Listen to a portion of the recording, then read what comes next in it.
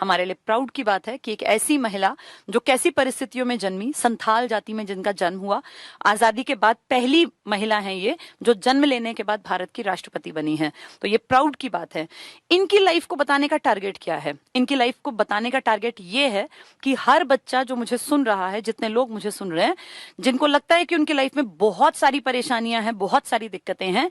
इनकी जिंदगी से ज्यादा परेशानियां, जैसे कैसे इंसान के तौर पे देखें, इनकी लाइफ की टफ थी, जिसके पूरे परिवार में एकदम से बर्बादी दिखाई देने लगे, जिसके 2 ही बेटे हों, दोनों जवान बेटे चले जाएं,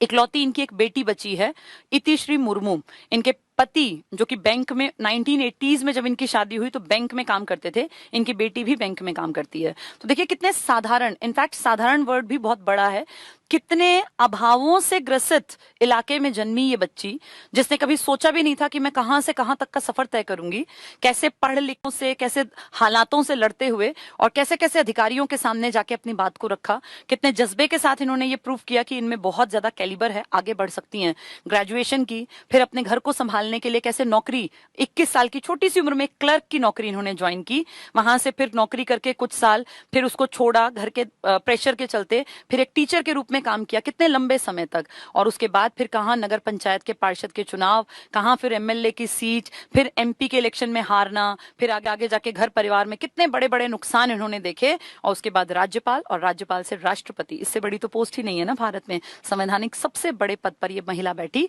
कहां छोटे से गांव में आदिवासी इलाके में जन्मी थी। ये अपने आप में आज की डेट में मेरे अनुसार सबसे बड़ा मोटिवेशनल फैक्टर है किसी भी लड़की के लिए या किसी भी आदिवासी इलाके में जन्मे इंसान के लिए।